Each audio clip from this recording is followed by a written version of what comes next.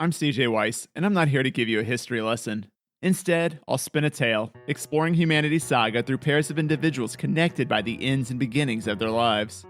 Each season, I'll start the first episode with a person born around the turn of the first century, covering their story and the influences that shaped them from the year of their birth to the year of their death.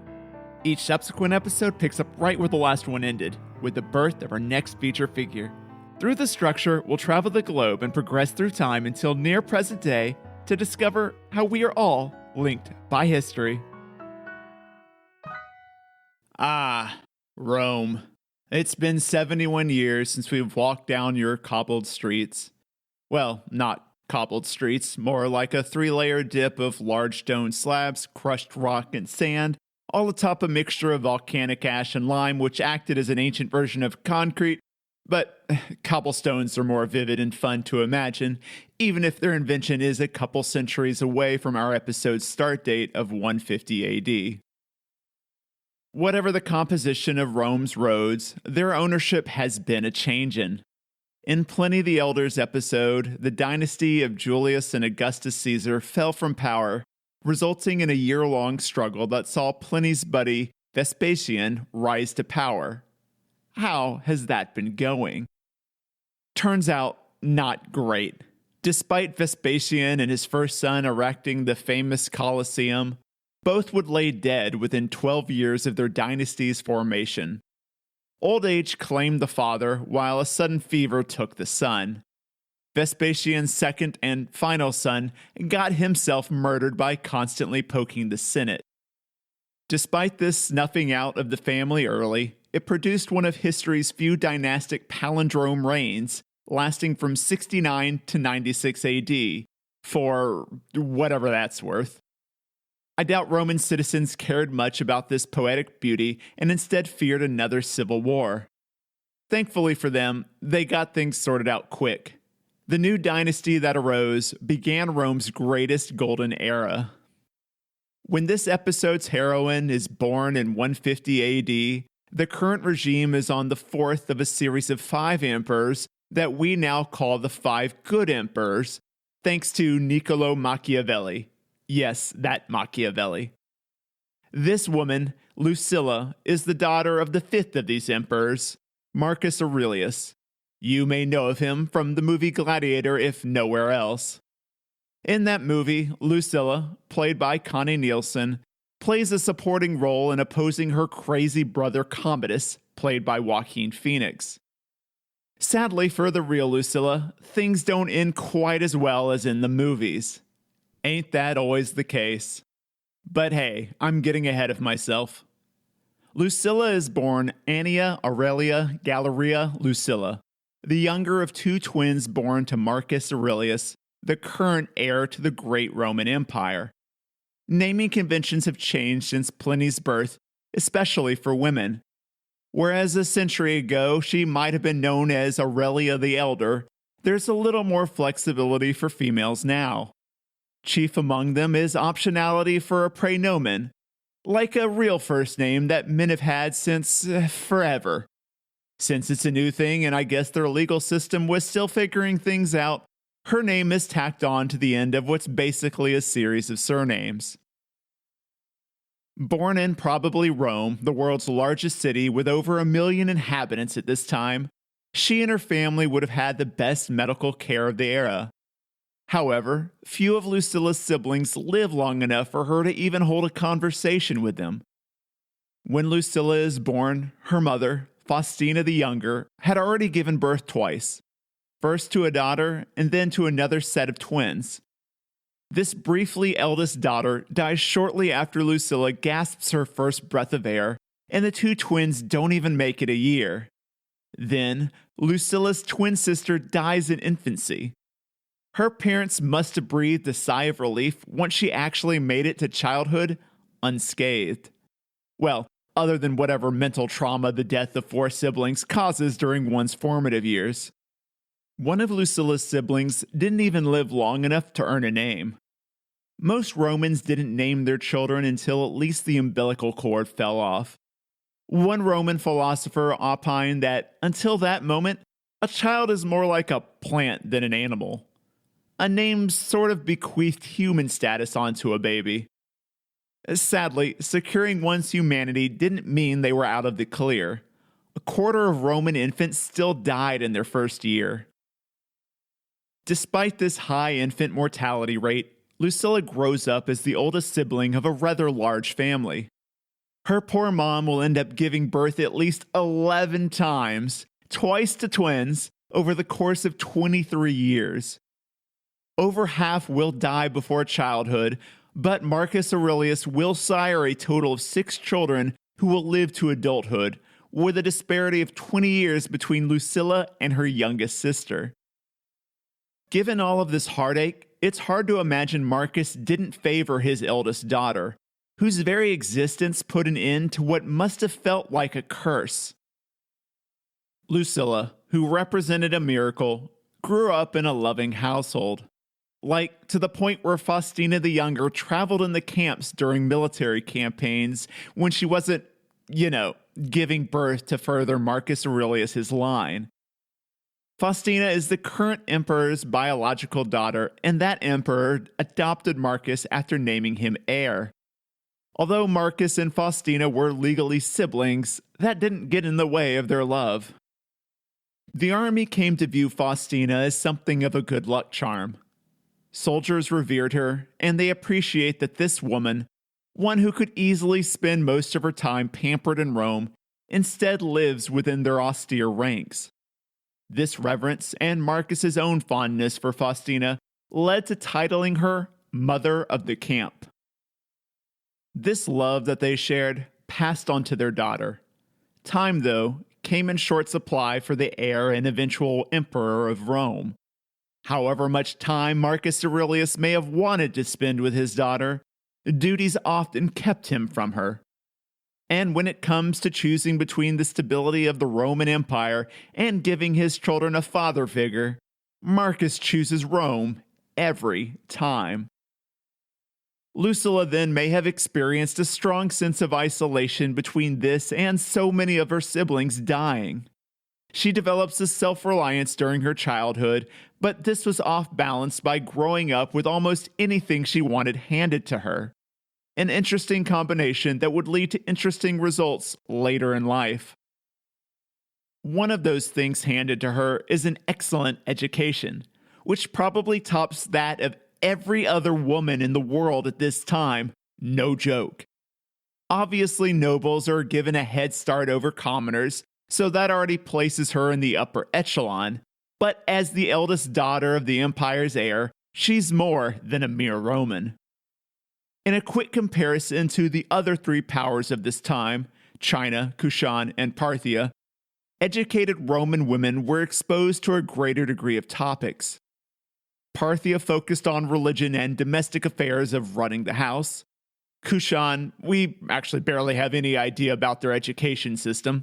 Statues of women depict them in dignified roles, which presumably required some form of education. But Kushan is a decentralized state with a variety of cultures and philosophies.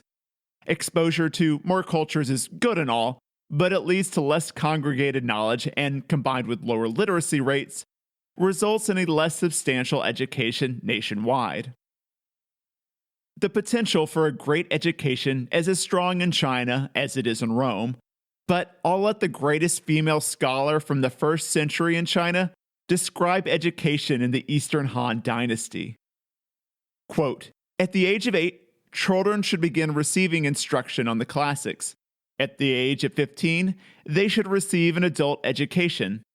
Why is women's education alone not following this as a principle?"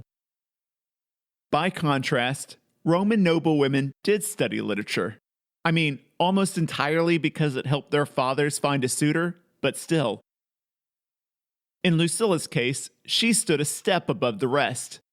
Her father is history's most famous Stoic, a philosophy that ranked virtue above all else and equated virtue to knowledge in 4 key areas: courage, temperance, justice, and wisdom. You might think of these as personality traits, but Stoicism treats them more as knowledge checks. For instance, courage isn't so much about being brave as it is knowing what one should endure and what one should fear. To live a virtuous life is to live a happy life, and that is the supreme goal of a person's existence, according to a Stoic. This knowledge passes straight to Lucilla via exposure to literature and philosophy, as well as private tutors. Marcus Aurelius loves his daughter like any good father, but especially because she's the first of 5 offspring to survive, and she does so with her sharp hereditary intellect intact. Of course he wishes her happiness, and to him, learning Stoicism is a necessity to this goal. That said, her education is still confined by patriarchal Rome, and she learns female values like modesty, chastity, and loyalty to her father and future husband. While these are certainly of vital importance to her father, he takes his responsibility as a parent seriously, and Lucilla will need a well-rounded education, not just to find Stoic happiness, but to survive. So, despite her gender, her education likely eclipsed that of most men in the Roman Empire as well. In addition to the aforementioned literature, philosophy, and female virtues, she also learns some elements of the arts or music to show off in social gatherings, how to run a household, etiquette of court life, religious practices, etc. All in all, Lucilla learns a lot about a lot as a child, with an education balanced between intellectual pursuits and practical skills, and her scholarly father playing no small part in this upbringing, even if he's not personally around her that much. This leads to an accelerated maturity in childhood that likely left her with less time to play games than other children. This acceleration slams into warp speed once she turns 11. The emperor dies in 161 AD, and Marcus Aurelius seamlessly takes control of the Roman Empire. Except, it's not just him. He's the adopted son of the late emperor, and that man had another adopted son. So, Marcus Aurelius is part of a historic event. Rome will be ruled by 2 co-emperors for the first time ever. To further secure the throne, Marcus betroths Lucilla to his adopted brother, and I guess her uncle, Lucius Verus. And in 3 short years, the 2 of them marry. At 14 years old, Lucilla rises to the station of empress in 164 AD, married to a 34-year-old who, funny story, was briefly engaged to her mother. And now her father is technically her brother-in-law because Rome. The child marriage sounds to us, but she's kind of all about it. Yeah, her husband is more than twice her age, but he's pretty hot and generally a good dude. I mean, he's not faithful to her at all, but he fits the mold of the work smart, play hard attitude that many of us can get behind. In addition to the occasional affair, he drinks wildly at parties, gambles, hangs out with actors, which you may remember from Pliny's episode is a faux pas, and he makes sure messengers keep him abreast of all the latest and greatest news about his local sports team, i.e. the Chariot Squad.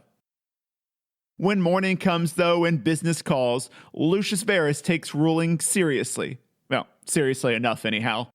He doesn't often work hands-on, but he delegates like a boss. Marcus Aurelius, the virtuous Stoic, doesn't exactly approve of his son-in-law/brother/co-emperor's lifestyle, but the man produces results both domestically and militarily, so he lets his behavior slide with little comment.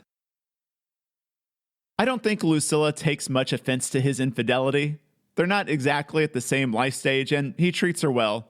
Plus, he's not around that much because, again, he's usually partying, ruling, or securing Rome's borders. So she takes advantage of her station and relative independence to sit at the best seats in the theater, have everyone dote on her whims, wear the nicest clothes and most expensive jewelry, and bathe at the nicest spas. That said, much like her husband, Lucilla does take her station somewhat seriously. When Lucius Verus is away from the capital, she relishes in the opportunity to influence in his name, giving her input on various political matters.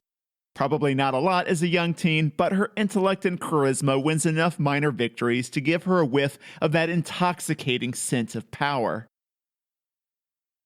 Upon rising to empress, she had put aside her formal education and focused more on practical knowledge. The scholarly interests her dad had imparted on her sink under the weight of her societal pressures as empress, her husband's hedonistic influence, and her own rising star. To be fair, this isn't unexpected. Most Roman girls don't stay in public schools past elementary age. Those who do hone in on what married life and motherhood will entail starting about when they hit the legal age of marriage of 12. Noble women tended to marry younger, so at Lucilla's age of 14, her peers are either married off by their families and learning on the job, or prepping for an upcoming betrothal. The difference between them and Lucilla is the later takes on a few more duties and enjoys a few more perks. The most important of these duties as empress is to produce an heir. In 165, she conceives her first child at 15 years old, but tragically loses her not long after birth. Following this, there must have been some fear that she would follow in her mother's footsteps, requiring several births before her first child would survive. Fortune favors the couple, though, and in the following year, Lucilla gives birth to a healthy daughter. But, a son would be great, so for the third year in a row, she gets pregnant. Actually, a little bit more frequently than that, as she might have birthed the first 2 children in the same year. This third child survives, but also not for long. A year later, health complications steal the infant's life, and then 2 years later, a plague ravaging the Roman Empire claims her husband as well. Grief consumes Lucilla, somewhat nobly because she did love her husband.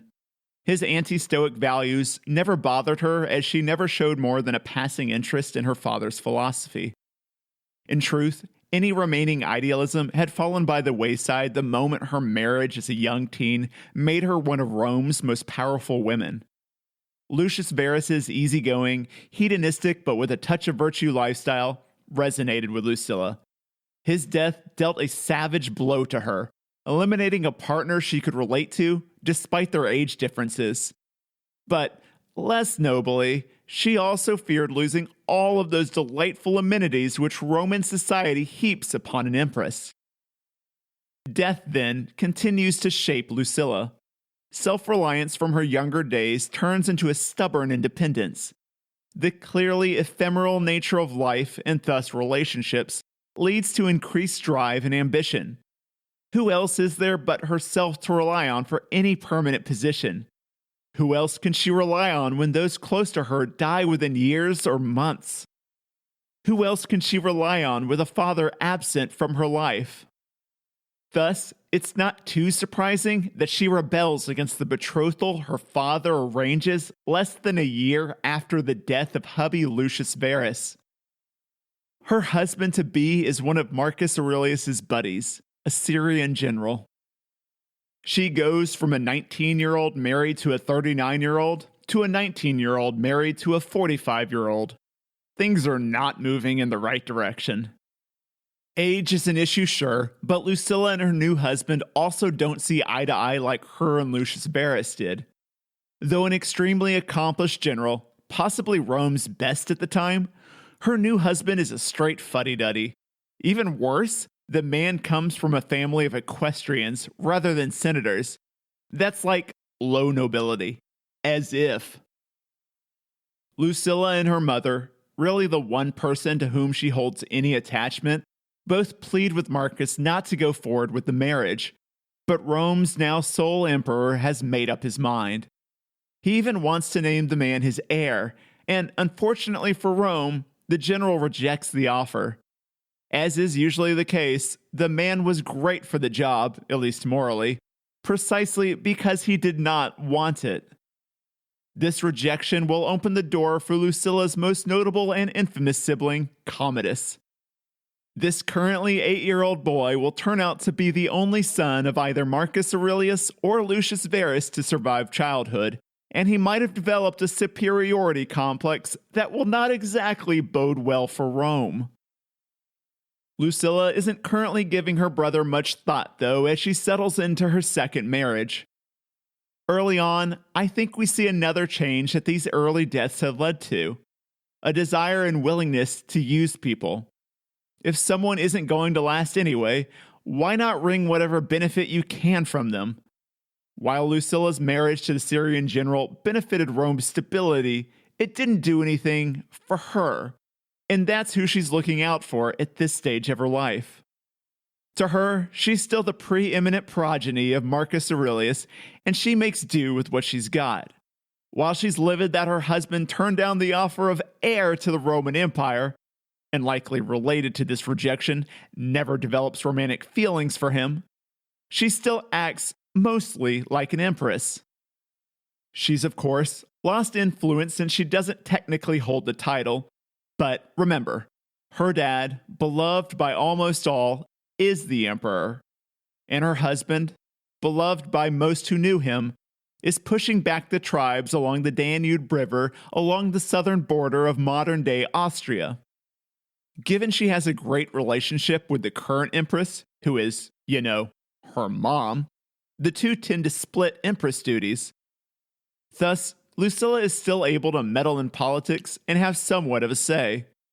So she relents a bit, cooling her fuming, and says, you know what, life ain't so bad. She accepts her lot, balancing indulgent niceties while staying at the fringes of power. What she does not do, at least not yet, is produce a child for her new husband. The two never warm to each other, developing an icy relationship due to their disparate personalities. Lucilla enjoys the typical trappings of power, including the partying bit. Her husband, though, places duty above all else. On the bright side for our protagonist, her honorable husband doesn't seem the type to force himself on her. He, too, then, is making the best of a bad situation. I mean, I'm sure he'd prefer a loving wife and an heir, but he's spent his adult life in the military, so he continues doing just that. It's no doubt a little awkward at times as Lucilla does start to travel more frequently with the military. Given that her husband now serves as the chief general in the ongoing war along the Danube River, called the Marcomannic Wars for you Roman history buffs, he and Marcus Aurelius often dwell in the same camp together. This provides Lucilla the chance to reconnect with her father.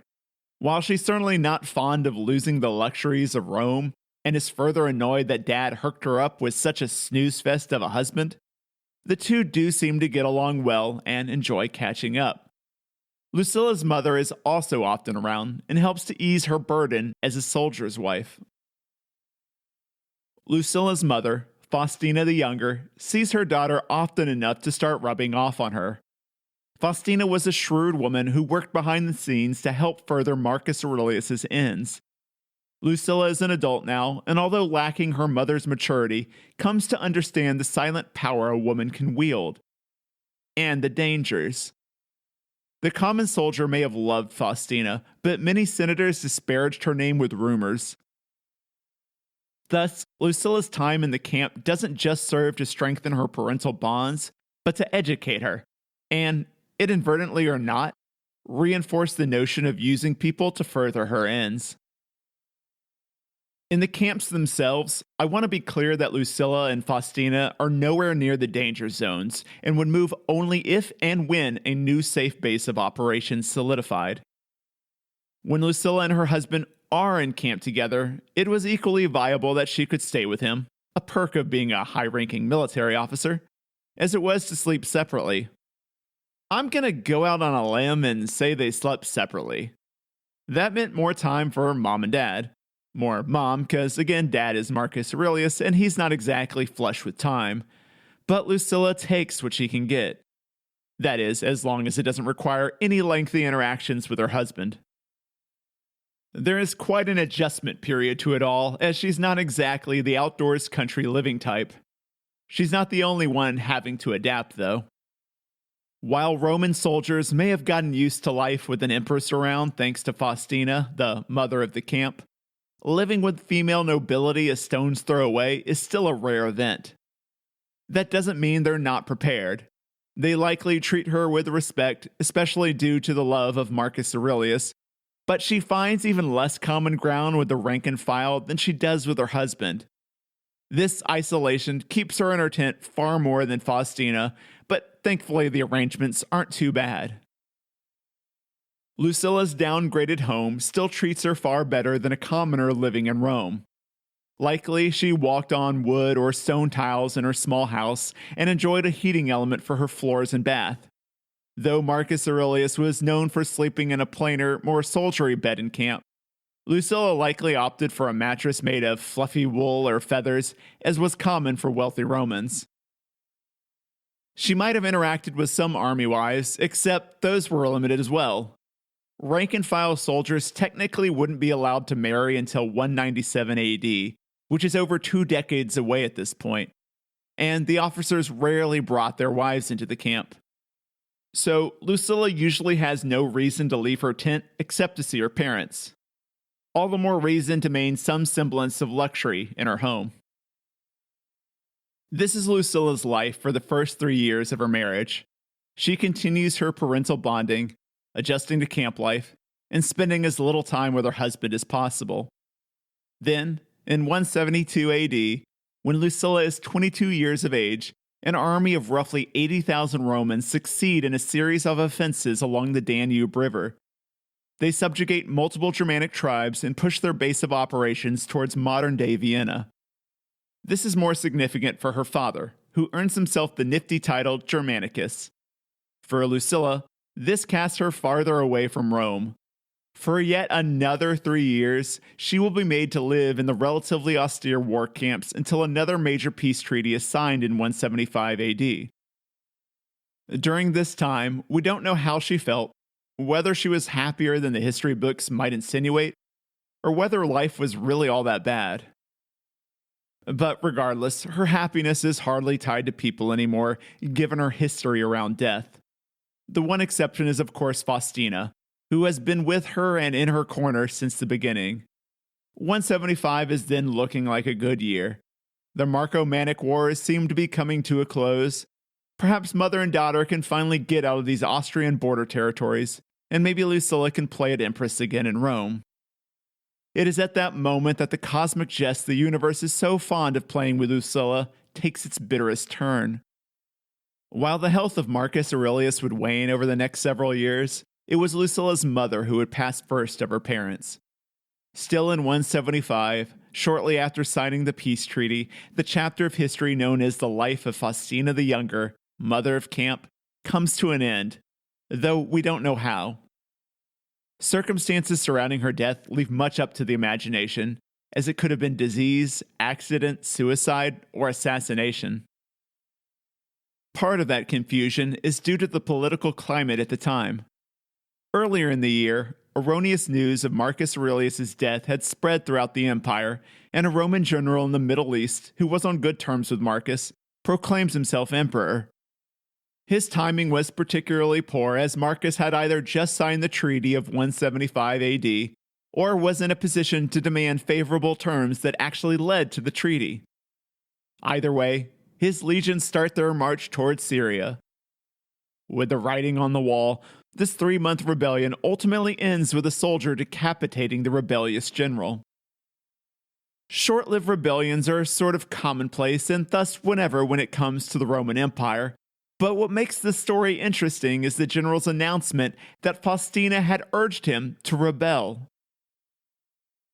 In this version of the story, news of Marcus's death is delivered to the general via a messenger sent by Faustina. The message supposedly gently nudged the general to claim the throne, offering him hints of her support. This spurred rumors that Faustina had cheated on her husband with this man, but a more likely rationale paints her as a manipulator.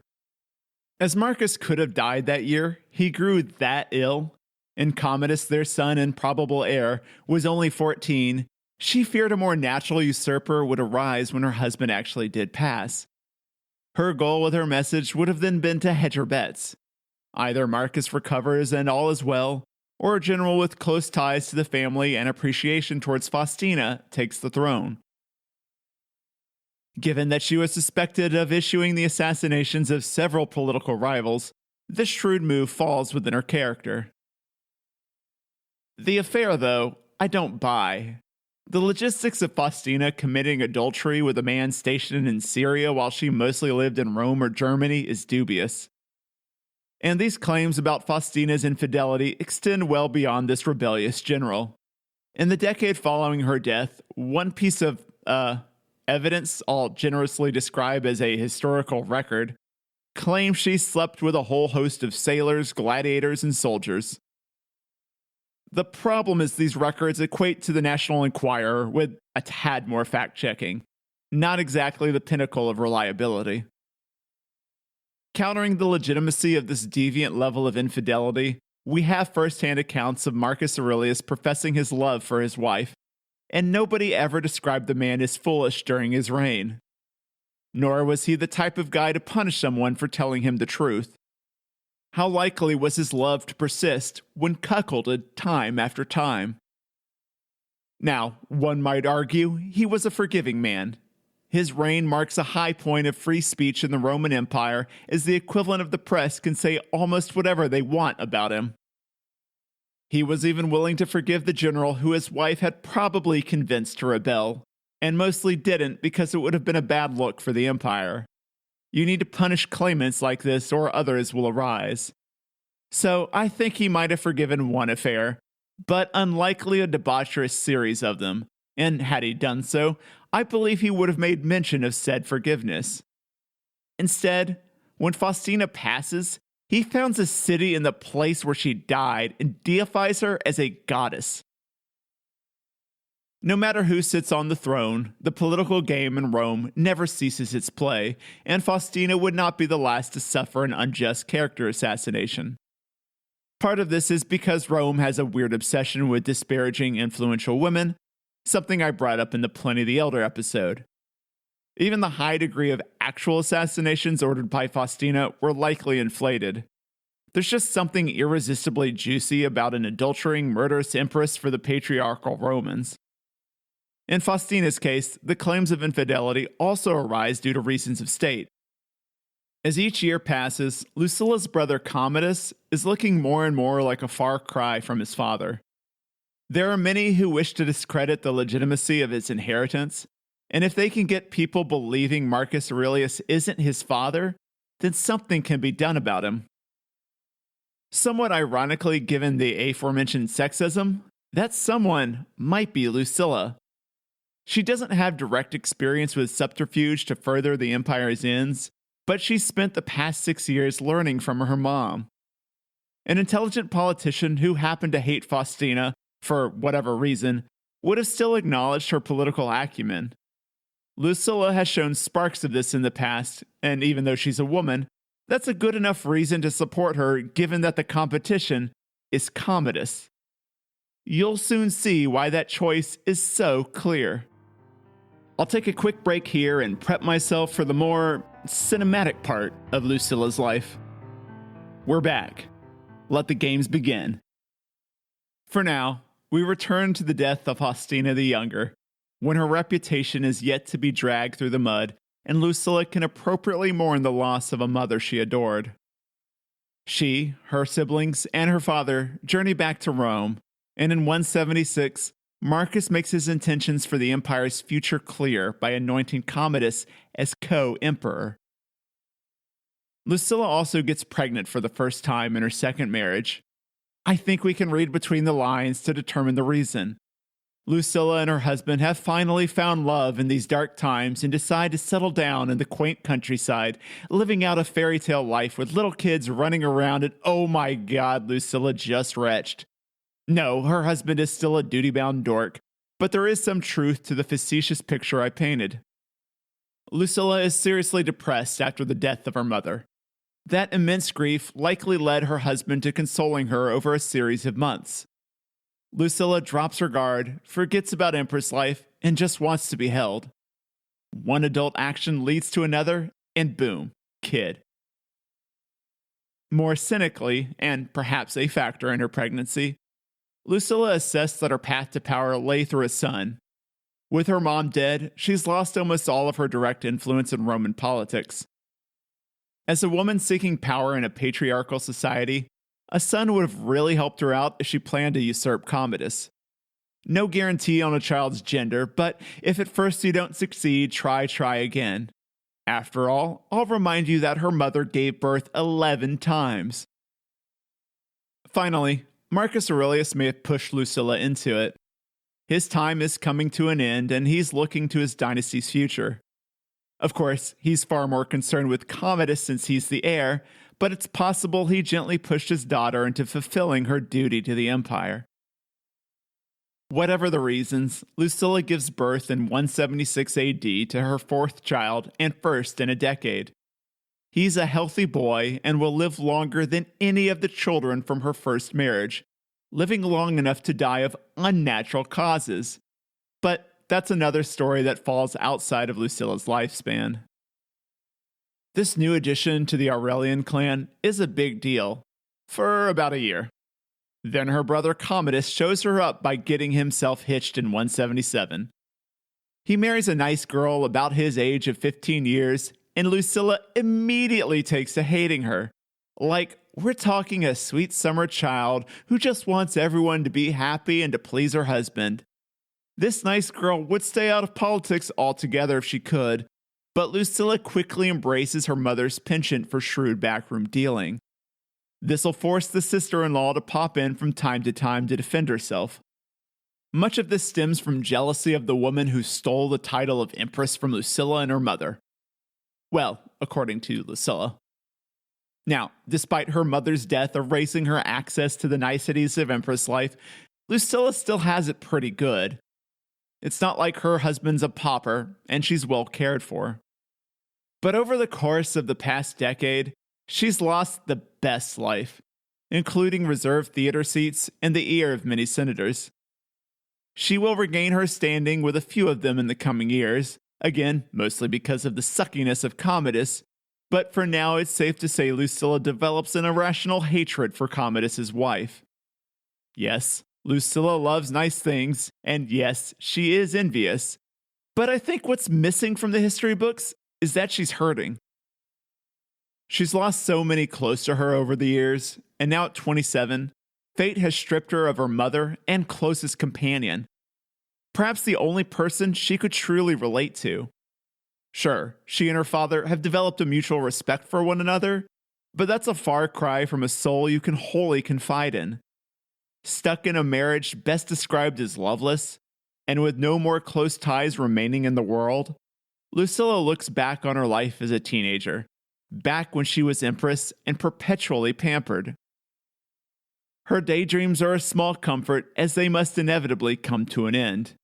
As her moment of reverie concludes, there is no doubt in my mind that each return to reality hurts. Pain makes people lash out, and Commodus's wife is a convenient target of Lucilla's ire. Lucilla's later actions also suggest her relationship with her brother isn't much better. Unfortunately, they're going to be spending a lot of time together.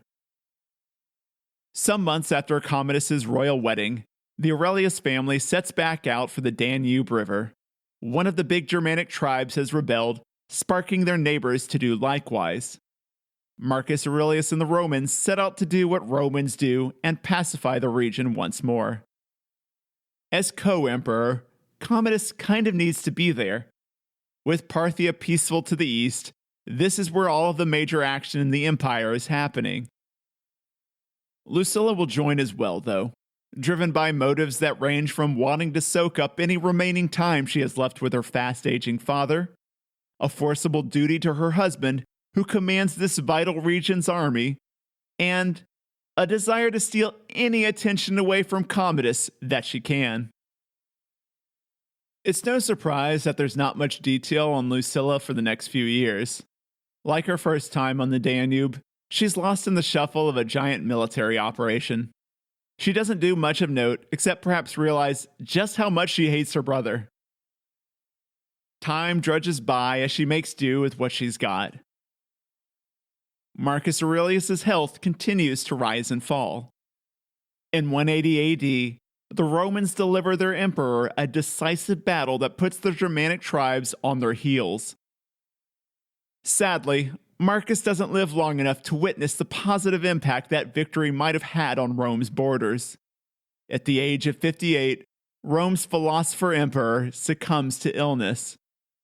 He dies either from smallpox or that pesky plague that killed former co-emperor Lucius Verus, which is still making its rounds throughout the empire over a decade later. Lucilla mourns the loss of her father. While it's no comparison to her mother, who else does she have in the world? The answer to that is, of course, her kids. While 2 of the 3 from her first marriage died young, the surviving daughter is now 15, old enough for marriage and perhaps could be used as a political piece. She isn't, though, and it's unclear why. Perhaps Marcus was in charge of this and didn't have the time. Perhaps Lucilla was waiting for a strategic match. Or maybe Lucilla lamented her child marriage and didn't want to put her daughter through it as well. We don't know enough except to say that her daughter was unmarried at this time. The 2 were reasonably close, so perhaps Lucilla simply wanted somebody she could chill with. Lucilla also has a son, now about 4 years old, with her second and current husband. This boy grew up in a military camp.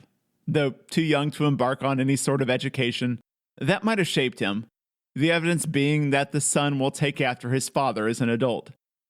Still, there's nothing that indicates Lucilla treated him like anything other than a son, so I'll give her the benefit of the doubt here. While raising an unwed teenage daughter and a boy just out of diapers certainly keeps Lucilla busy, the death of her father forces her to quickly adapt. Her brother takes over ruling Rome, and due to their relationship, this has left her with minimal royal influence. Ambition and a renewed desire for influence will certainly drive her to act in the coming years, but Commodus's actions further encourage her to act in a more direct manner against him. Commodus doesn't mourn his father for long before spitting on his corpse. Against the late Marcus Aurelius's wishes, the new emperor makes a weak peace with the Germanic tribes, getting relatively little in return given that the Romans had just smacked them around. He orders the army to abandon the frontier campaign along the Danube River completely. With how the war was going, within a decade, Rome may not have only secured their borders, but swallowed more territory than ever in its history. That said, it's unclear whether holding that territory would have been to Rome's benefit. It certainly wasn't in the short term, as it would have taken some time, likely decades, before it positively contributed to the empire's coffers. The real issue is how little Commodus seemed to have gotten in return for peace, judging by the responses from those up high. He wanted off the frontier and back in Rome so he could party it up and play Gladiator instead. Yes, the real Commodus fought in the Colosseum, hundreds of times in fact. He didn't die there like in the movie Gladiator and was never at risk there, but he loved the place. He would personally arrange gladiatorial matches and spent much of his time there. None of this will come as a surprise for anyone that knows about Commodus.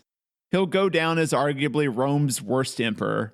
I personally think he was, given how great of a situation he inherited and how badly he botched it. Don't get me wrong, Caligula wins most evil. Caracalla was equally vile, though with a different style. By initial appearances, Commodus is alright. He looked good in a 3-piece suit, or I guess a toga in this case. Imperial regalia? Whatever. Point is, he was handsome and also especially good with a bow. He once shot down 100 bears in the arena to demonstrate his talent. His brain and maturity, though? Well, rather than list his misdeeds, I'll let this quote from shortly after his death sum it up. Commodus was not naturally wicked, but on the contrary, as guileless as any man that ever lived. Oh boy, Rome. It was nice while it lasted.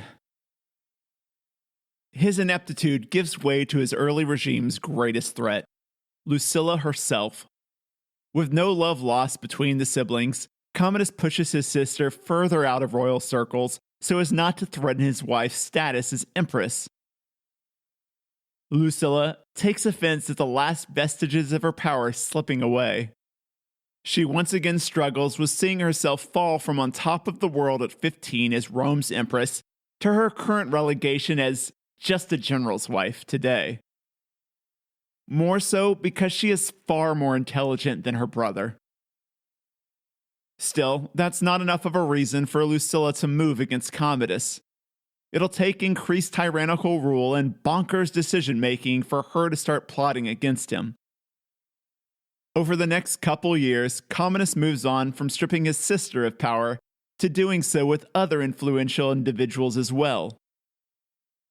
He appoints sycophants to key posts, publicly degrades senators, and threatens to kill people who are guilty merely of seeing him misstep. His actions have extended beyond putting Lucilla's lifestyle at risk. He now endangers the empire her father, and somewhat her late husband, worked to grow and secure. His frivolous expenses are draining a treasury already diminished by over 2 decades of fighting Germans in the Marcomannic Wars. Unlike those wars, the Roman people are getting nothing out of it other than the joy of watching their emperor fight mock battles where all his opponents are too scared to try. For the good of the empire, but probably more for the good of herself, Lucilla takes matters into her own hands. She begins plotting with her daughter, 2 of her cousins, her husband's nephew, and a Praetorian prefect, i.e. a high-ranking government official. In Lucilla's mind, this plotting will lead to her husband rising up as emperor, with her as empress once again. Never mind that he's already turned it down once and will do so again 10 years from now, and isn't involved in the plot to begin with. So, Lucilla comes in with a backup plan. If her husband doesn't want the throne, she'll support his nephew for the role. Allegedly, this nephew was recently betrothed to Lucilla's daughter, but slept with Lucilla herself. Unclear if that's true, but I wouldn't put it past her. She is dead set on upending her fool of a brother and returning to prominence. And it's clear that the nephew loyally followed Lucilla and was eager to play his part of leading star in the climactic act that would follow. This nephew had grown close to Commodus from before his ascent to the throne and had breached his inner circle. All it would take was for the two to embrace his friends, and he could slip a dagger into his chest, thus lifting the dark cloud that hung over Rome. It's as easy of an assassination job as one could ask for. Except, when presented with this situation, the nephew is way too eager to kill Commodus. Instead of waiting for that embrace, he announces his intentions from 10 yards away, screaming, "This is what the Senate has sent you!" He charges the emperor while openly brandishing a dagger, so the guards just step in front of the emperor, knock the assailant down, and take him prisoner. If you think it's hard to find good help today, be glad you didn't live in Imperial Rome. Under torture, the nephew quickly blabs about everyone involved in the plot. Commodus sentences all the men to death. He then exiles Lucilla and her daughter to the island of Capri, but not for long. Their executioner arrives shortly after they've unpacked their bags and delivers to them the same fate as her co-conspirators. In 182 AD, at 32 years of age, Lucilla draws her last breath. In the end, I don't think she regretted her attempt, whatever the result.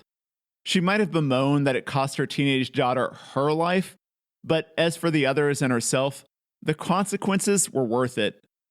So stark was the contrast between her status as a rich nobody and the potential for glory as either empress or as one who held the emperor's ear, that a coin flip with death on one side was worth the chance.